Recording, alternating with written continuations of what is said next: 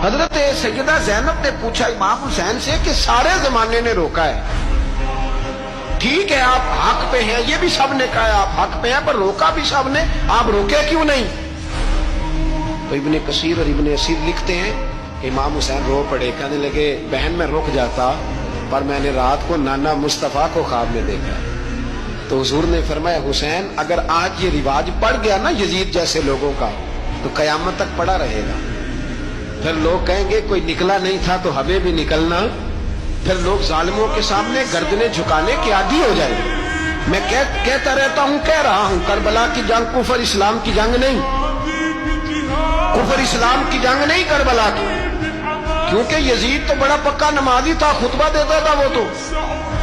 جب امام حسین رضی اللہ تعالیٰ عنہ نے کربلا کے میدان میں جمعے کا دن تھا تو یزید کے سامنے کو بات کرنی شروع کی عمر بن سعد کے سامنے، تو عمر بن سعد کہنے لگا حسین زیادہ باتیں نہ کر، ہمارا جمعہ لیٹ ہو رہا ہے، جنگ کے لیے تیار ہو، فٹافٹ آ، اہل بیت نبوت کو قتل کریں گے اور قتل کے بعد پھر نماز پڑھیں گے اور پھر کہیں گے اللہم صلی علی محمد وعلی آل محمد، اسی نماز میں پھر درود بھی پڑھیں گے۔ یہ کیسا مرتبہ ہے، کیسا انداز ہے، دوستی قاتل سے بھی مقتول سے یارانہ۔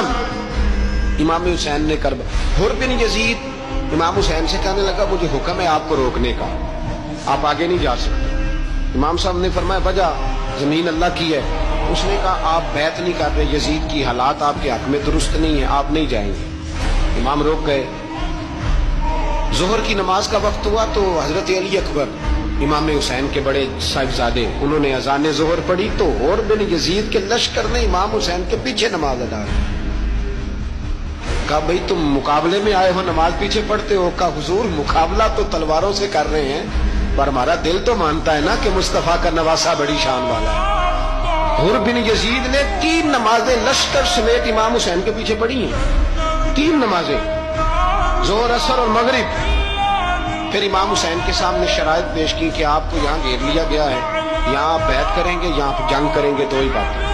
امام حسین نے فرمایا نہیں بھائی بیعت تو میں نہیں کرتا، اس کے علاوہ تم جو کہتے ہو میں کرنے کو تیار ہوں۔ اس نے خط لکھا، عبید اللہ ابن زیاد کو ایک بندہ دوڑایا پیچھے کوفے، چند میل پہ کوفہ تھا، کہا وہ نہیں مان رہے، کیا کرنا؟ تو حسین ابن علی ہے، میں زیادہ دیر انہیں روک بھی نہیں سکتا۔ انہوں نے پیغام دیا حر بن یزید کو کہ کرنا کچھ بھی نہیں، ان کا پانی بند کر دو، بلیک میل کرو، کھانا پانی نہیں ملے گا، چھوٹے چھوٹے بچے ہیں خود ہی مان جائیں گے۔